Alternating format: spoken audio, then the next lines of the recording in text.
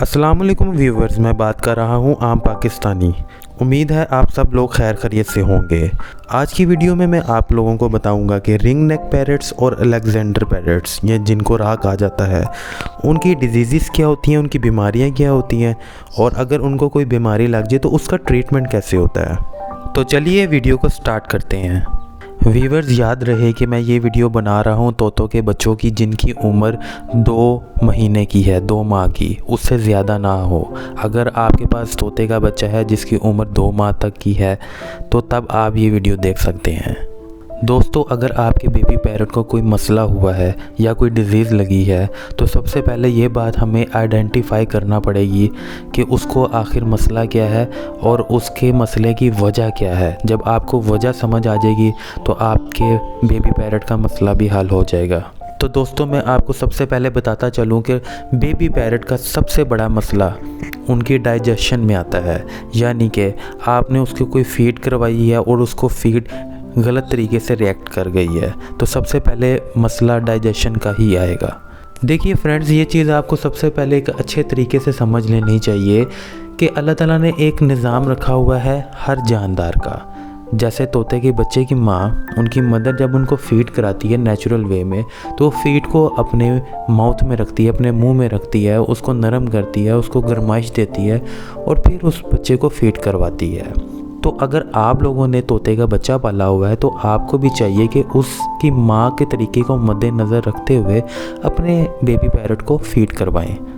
मैंने अक्सर लोगों को देखा है कि वो बेबी पैरट को पानी में रोटी भिगो के खिला देते हैं, सीरियलैक खिला देते हैं या कोई दाल वगैरह खिला देते हैं। तो दोस्तों, ये सरासर गलत चीज़ है, ऐसा नहीं करना चाहिए। आपका बेबी पैरट बीमार हो सकता है, 80 to 90% चांसेस होते हैं बीमार होने के। हाँ, कुछ बच्चे सर्वाइव भी कर जाते हैं, लेकिन वो 10 में से 1 बच्चा होता है जिसका इम्यून सिस्टम बहुत स्ट्रॉन्ग होता है।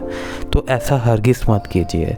बेबी पैरट्स के लिए मार्केट में बहुत अच्छी फीड आती हैं, जैसे केटी की फ़ीड है, जैसे सीटाकस की फ़ीड है, इस तरह की और भी इम्पोर्टेंट फीड्स आती हैं। तो आप उन्हीं को यूज़ करें क्योंकि वो स्पेशली तोतों के बच्चों के लिए ही फ़ीड बनाई जाती है। तो आप लोगों को मैं फिर से कहना चाह रहा हूँ, मेरी गुजारिश है कि आप तोतों के बच्चों को सीरियलैक मत दें क्योंकि उसमें ड्राई मिल्क होता है जो तोतों के बच्चों के पोटे को बंद कर देता है। डाइजेस्टिव सिस्टम बिल्कुल ख़राब हो जाता है जिससे बीमारियाँ पैदा होती हैं, पोटा बंद हो जाता है, मैदा बंद हो जाता है और उनको खुराक ठीक से नहीं मिल पाती और वो मर जाते हैं। दूसरी टिप मैं आपको देना चाहूँगा कि तोतों के बच्चों की फ़ीड की टाइमिंग का ख्याल रखें, यानी कि किस किस टाइम पे उनको फ़ीड देनी चाहिए। आपको दिन में 3 मरतबा फ़ीड देनी है और रात को 9-10 बजे के बाद फ़ीड नहीं देनी। इससे कोई मसला नहीं होगा कि आपने तोते के बच्चे को रात 10 बजे से लेकर सुबह 7-8 बजे तक फ़ीड नहीं दी। वो भूखा भी रहेगा तो कोई मसला नहीं, क्योंकि इससे उनका इम्यून सिस्टम और बेहतर होगा। आपने फ़ीड दिन में 3 मरतबा देनी है और कोशिश करें कि 10 ml से लेकर 15 ml तक ही दें, इससे ज़्यादा मत दें। कम दे दें, ज़्यादा बेहतर है, लेकिन पोटे को फुल मत भरें। इस तरह उनको फीड सही से हज़म नहीं हो पाती और उनका पोटा अगेन बंद हो जाता है। अच्छा, तीसरी टिप जो कि सबसे ज़्यादा अहम भी है मैं समझता हूँ, क्योंकि बहुत से लोगों को ये चीज़ फेस करना पड़ती है, वो ये कि तोते के बच्चे को सर्दियों में ठंड लग जाती है और गर्मियों में नज़ला ज़ुकाम बुखार वगैरह हो जाता है। तो अगर ऐसा हो जाए तो क्या करना चाहिए? देखिए, मैं आपसे रिक्वेस्ट करूँगा कि कभी भी 2 माह के बच्चे को कोई भी मेडिसिन यूज़ मत करवाएं।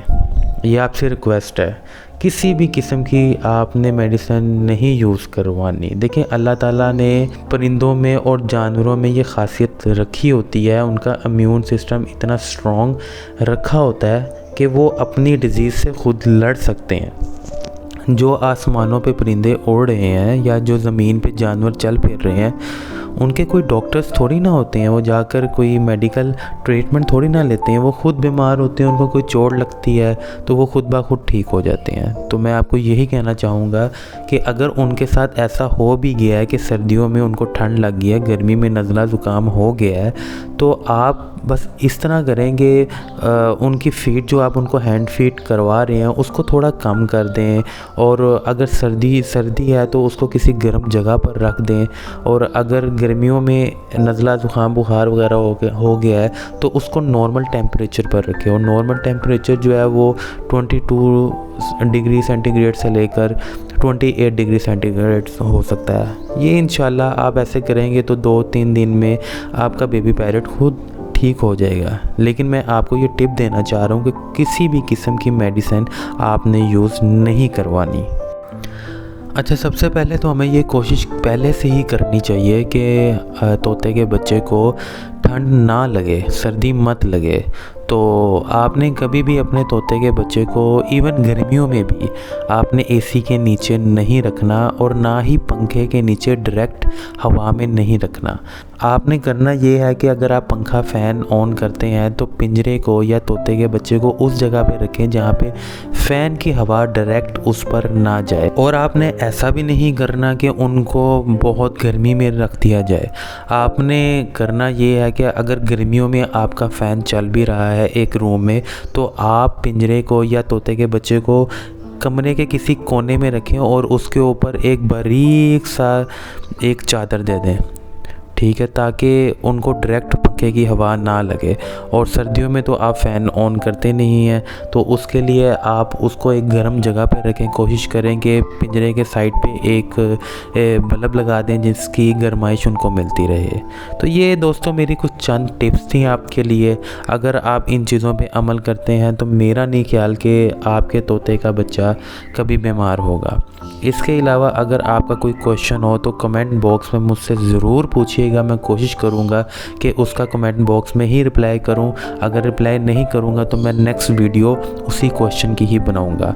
अगर आपको ये वीडियो काम की लगे तो प्लीज़ मेरे चैनल को सब्सक्राइब लाजमी कीजिएगा, वीडियो को शेयर लाजमी कीजिएगा, लाइक लाजमी कीजिएगा, ताकि मुझे थोड़ी मोटिवेशन मिले और मैं मज़ीद वीडियो बनाऊँ। तो बहुत बहुत शुक्रिया। अल्लाह हाफिज़।